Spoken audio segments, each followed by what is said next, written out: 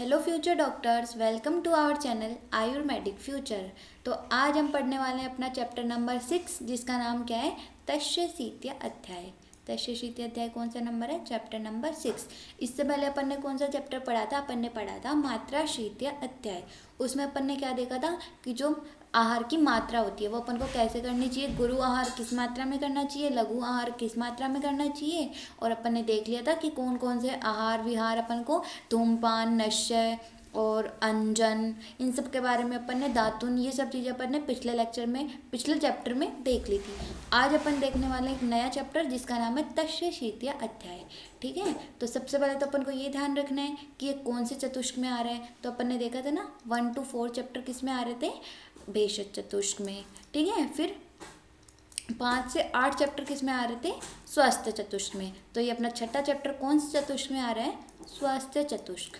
ठीक है, तो अपना एक एमसीक्यू तो यहीं से बन गया कि ये कौन से चतुष्क में आ रहा है, कौन सा अध्याय कौन से चतुष्क में आता है। ये हम आपको हर चैप्टर में बताते हैं कि कौन से चतुष्क में कौन सा चैप्टर आ रहा है, क्योंकि ये एक इंपॉर्टेंट एमसीक्यू है जो आता है। ठीक है, अब इस चैप्टर में अपन क्या देखेंगे? इस चैप्टर में अपन देखेंगे कि कुछ लोग जो होते हैं मात्रापूर्वक आहार विहार भी करते हैं, फिर भी उनको उस चीज़ का फ़ायदा नहीं होता।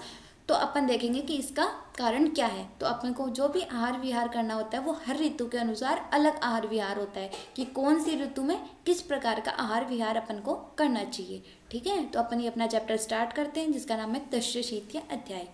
ठीक है, तो अपन देखते हैं अशित, पीत, लीड, खादित, ये क्या होते हैं? ये 4 प्रकार के अन्न होते हैं, जिससे क्या होता है, अपना बल भी बढ़ता है और वर्ण भी बढ़ता है। तो अन्न की 4 प्रकार की वैरायटी कौन सी होगी? अशित, पीत, लीड और खादित। ठीक है, फिर अपन देखेंगे जो अपने ऋतु होती हैं वो ऋतुएं किस किस टाइप्स की होती हैं। ठीक है, तो अपनी टोटल कितनी ऋतु होती है? अपनी टोटल ऋतु होती है 6 ऋतु। ठीक है, कौन कौन सी? शिशिर। पहले तो अपन देखेंगे कि ऋतु होती कितने प्रकार की है। ऋतु कितने प्रकार की होती है? एक तो आदान काल और एक होता है अपना विसर्ग काल। ठीक है, एक हो गया आदान काल, एक हो गया अपना विसर्ग काल। ठीक है, फिर अपन देखेंगे कि आदान काल होता क्या है और विसर्ग काल क्या होता है। एक तो आदान काल को अपन उत्तरायण भी बोलते हैं। ठीक है, इसको अपन आग्नेय काल भी बोलते हैं। अब ये अपन देखेंगे कि इसको अपन क्यों बोलते हैं। विसर्ग काल है, इसको अपन क्या बोलते हैं? दक्षिणायन। ठीक है, और इसको अपन क्या बोलते हैं? सौम्य काल। ठीक है, अब अपन देखेंगे कि इसको अपन ने आदान काल क्यों बोला और इसको विसर्ग काल क्यों बोला। आदान काल इसलिए इसको बोला है क्योंकि इस ऋतु में क्या होता है, जो अपना सूर्य होता है वो किस टाइप से होता है, जो उसकी वो होती है, गति होती है, वो किस उत्तर दिशा की ओर होती है, इसलिए इसको अपन ने बोल दिया उत्तरायण। ठीक है, विसर्ग काल है, उसको अपन ने दक्षिणायन क्यों बोला है? क्योंकि इसकी जो गति होती है, सूर्य की गति उस टाइम पे कौन सी दिशा में होती है? दक्षिण दिशा की तरफ होती है, तो इसको अपन ने बोल दिया दक्षिणायन। इसको अपन ने आग्नेय काल इसलिए बोला है क्योंकि इसमें क्या होता है, सूर्य जो अपनी किरणें होती हैं उनसे जो अपने शरीर का जो स्नेह भाग होता है उसको सोखता रहता है। तो इसमें सूर्य की जो किरणें होती हैं वो क्या होती है? तेज होती हैं, इसलिए इसको सूर्य प्रधान होता है, इसलिए इसको क्या बोला अपन ने? आग्नेय काल। जैसे आपने ग्लूकोन डी का जो अपने ऐड आता है वो देखा होगा कि एक बच्चा चल रहा होता है और जो अपने सूर्य होता है उस पर स्ट्रॉ लगा के उसके अंदर की शक्ति को सोख रहा होता है। तो वैसे ही इसको बोला है आदान काल। ठीक है, आग्नेय काल। उसके बाद इसको सौम्य काल क्यों बोला है? क्योंकि इसमें तो अपन ने देखा था कि सूर्य प्रधानता, और ये क्या होता है, इसमें चंद्रमा की ज़्यादा प्रधानता होती है, और चंद्रमा आपको पता है कैसा होता है? सौम्य होता है, तो इसलिए अपन को क्या बोल दिया इसको? सौम्य काल। ठीक है, तो अपन देखते हैं कि आदान काल में कौन कौन सी ऋतु आती हैं और विसर्ग काल में कौन कौन सी ऋतुएं आती हैं। तो आदान काल में अपन को किससे याद रखना है? शिवग्री से। शिशिर, वसंत और ग्रीष्म। तो शिवग्री से अपन को क्या याद रह गया? शिशिर, वसंत, ग्रीष्म, और जो बाकी भी बची क्या है? वर्षा, शरद और हेमंत। ये 3 ऋतु किस में आ गई? अपने विसर्ग काल में। आदान काल में क्या आ गया? शिवग्री, और विसर्ग काल में क्या आ गया? वर्षा, शरद और हेमंत। ठीक है, अब देखो यहाँ पे दिया हुआ है कि इसको क्या बोला है? शिशिर, वसंत, ग्रीष्म। ये जो ऊपर वाली 3 ऋतु होती हैं इनको आदान काल बोला है, उत्तरायण भी बोला है। ठीक है, इसको आग्नेय काल भी बोला है। तो इसमें क्या होता है? सूर्य प्रधान होता है, तो वात की प्रधानता रहेगी, तो ये क्या हो जाएगा? अति रुक्ष, मतलब इसमें रुक्षता क्या रहेगी? बहुत ज़्यादा रहेगी। ठीक है, जो वायु होगी वो क्या होगी? तीव्र होगी, मतलब तेज हवाएं चलेंगी, और उस वजह से वात का क्या गुण होता है? रुक्ष होता है, तो ये ऋतु क्या होंगी? रुक्ष होंगी, वात प्रधान। ठीक है, फिर अपन ने देखा विसर्ग काल। विसर्ग काल को दक्षिणायन बोला है। फिर ये क्या होता है, सौम्य काल भी इसको बोला है, और इसमें बल क्या होता है, यथाक्रम बल होता है। ठीक है, आगे अपन देखेंगे इसमें कौन कौन से रस होते हैं वो अपन देखो। जैसे कि अपन ने एक ट्रिक से पहले अपन ने देखा था कि कौन कौन से ऋतु में कौन कौन से रस होते हैं। ये अपन को एक ट्रिक से याद रखना है। जैसे कि ये देखो, अपन ऐसे यहाँ पे इसको देख लेते हैं। पहले अपन नाम से ही लिखेंगे, क्या, शिशिर, वसंत। अपन ने जिस सीक्वेंस में इसको याद किया है ना, अपन उसी सीक्वेंस में इसको लिख लेंगे। जैसे शिवग्री, और उसके बाद वर्षा, शरद और हेमंत। ठीक है, तो ये 3 ऋतु तो कौन सी हो गई अपनी, आदान काल की, 3 हो गई विसर्ग काल की। ठीक है, तो अपन इसको यहीं से स्टार्ट कर देंगे। इस सबसे पहले अपन लिखेंगे हेमंत ऋतु में मधुर। ठीक है, फिर अपन इसी सीक्वेंस में लिख देंगे अम्ल और फिर लवण। तो अपन को ये याद रहेगा कि कौन से ऋतु में कौन सा है। अब वैसे ही अपन ने नीचे से स्टार्ट किया था, तो अपन को याद है ना, मधुर, अम्ल, लवण, इसके बाद कौन सा रस आता है, कटु रस। ठीक है, फिर वही सीक्वेंस, ऊपर तिक्त और नीचे क्या आ जाएगा अपना, कषाय रस। तो इससे अपन को अच्छे से याद रहेगा कि कौन से ऋतु में कौन सा रस हो रहा है। अपन ने पहले इसको सीक्वेंस वाइज लिख लिया, शिशिर, वसंत, ग्रीष्म, वर्षा, शरद, हेमंत, शिवग्री और वर्षा, शरद, हेमंत। फिर अपन ने जैसे कि जो षड रस हैं अपन ने उनको याद कैसे किया था, मधुर, अम्ल, लवण, कटु, तिक्त और कषाय। उसी सीक्वेंस में अपन को लिखना है इसको ऐसे। नीचे से अपन ने विसर्ग काल से शुरू किया, मधुर, फिर अम्ल और लवण, ग्रीष्म में आ गया कटु, फिर तिक्त और कषाय। ऐसे ही अपन को क्या हो जाएंगे, याद रह जाएंगे। ठीक है, ये अपन ने देख लिया कि कौन से ऋतु में कौन सा रस हो गया, ये चीज़ अपन ने देख ली। आग्नेय काल, सौम्य काल, ये अपन ने देख लिया। फिर अपन को इसमें क्या याद रखना है, अपन ये देखो, एक इम्पोर्टेंट चीज़ है जो अपने MCQ में बहुत बार पूछी जाती है कि तपस्यो कौन सी ऋतु के लिए यहाँ पे यूज़ हुआ है, मधु माधवो कौन सी ऋतु के लिए यूज़ हुआ है, सूची शुक्रो कौन सी। तो अपन को क्या याद रखना है, एक ट्रिक है जो हमने याद की थी, क्या थी, TMS NIS। तो TMS, टी से क्या हो गया, तपस्यो, किसके लिए, शिशिर। सीक्वेंस वही रहेगा, अपन को सीक्वेंस ऋतु का चेंज नहीं करना है, वही शिवग्री, वर्षा, शरद, हेमंत। इसी शिवग्री से अपन को अपने रस भी याद हो जाएंगे, कौन सी ऋतु में कौन सा रस आ रहा है, और इसी से अपन को ये भी याद हो जाएगी कि कौन सी ऋतु को कौन से नाम से बोला गया। तो मेन है आपको ये सीक्वेंस, शिवग्री, वर्षा, शरद, हेमंत। तो अपन को पहले नाम लिख लेना है, शिशिर, वसंत, ग्रीष्म, वर्षा, शरद, हेमंत। फिर ये अपनी ट्रिक हो जाएगी TMS NIS।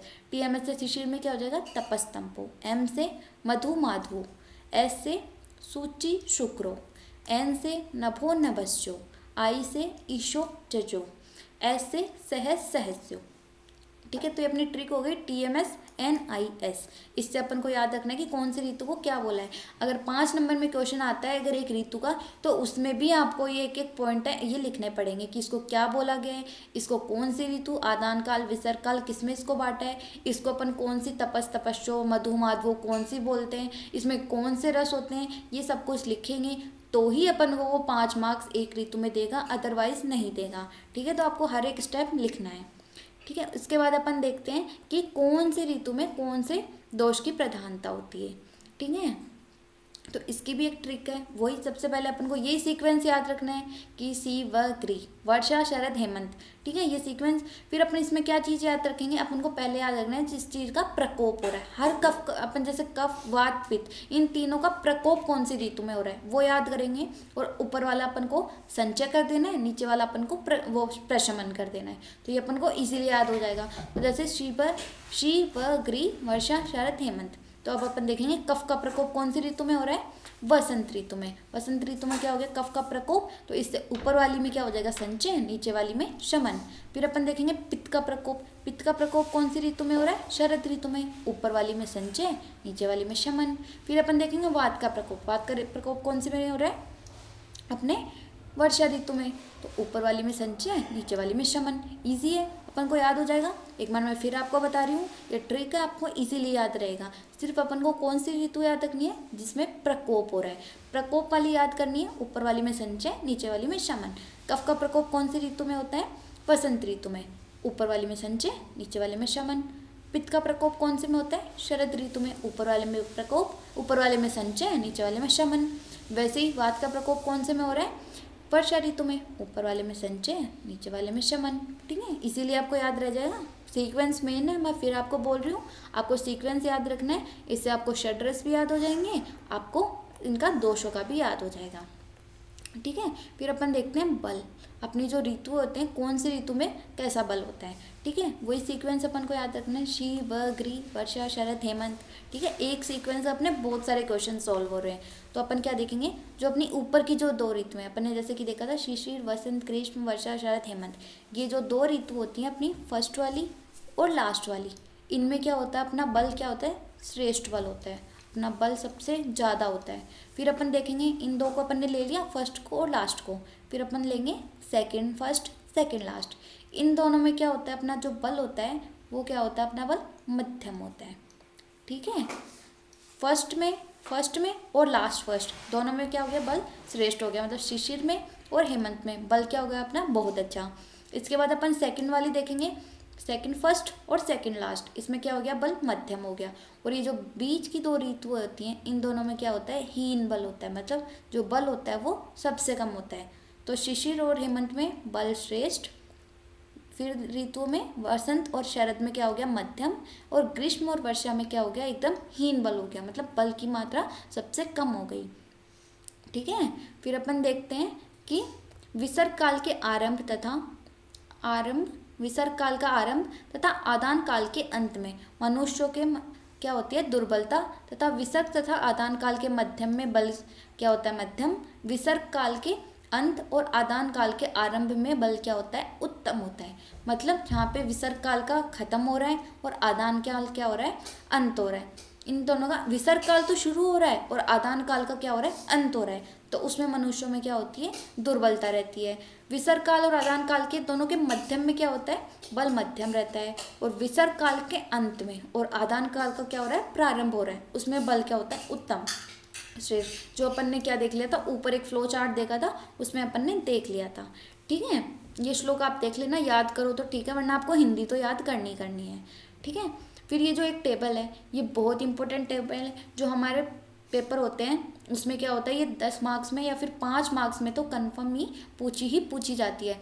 10 मार्क्स में ऐसे दे देगा आपको कि आदान काल और विसर्ग काल का वर्णन करते हुए हेमंत ऋतु या फिर किसी भी एक ऋतु का वर्णन करवा लेगा, तो वो आपको 10 मार्क्स में देगा। अगर वो आपसे 5 मार्क्स में पूछेगा तो वो पूछेगा कि आदान काल और विसर्ग काल का वर्णन कीजिए। ठीक है, तो ये अपन को हर एक पॉइंट लिखना है, इसका देख लेते हैं। सबसे पहले अपन ने क्या बोला है, आदान काल को अपन ने क्या बोला है, आग्नेय काल भी बोला है, उत्तरायण भी बोला है। ये अपन ने क्यों बोला है, ये देख लिया था अपन ने, क्योंकि आग्नेय काल में सूर्य प्रधान होता है, उत्तरायण मतलब जो सूर्य होता है उसका गमन किस साइड होता है, उत्तर दिशा की ओर। ठीक है, फिर जो विसर्ग काल है इसको क्या बोला है, दक्षिणायन बोला है, क्योंकि इसमें सूर्य की गति किधर होती है, दक्षिण दिशा की ओर, और इसमें क्या होता है, सूर्य प्रधान ना होकर इसमें चंद्रमा प्रधान होता है। तो चंद्रमा कैसा होता है, सौम्य होता है, तो अपन ने इसको क्या बोला है, सौम्य काल।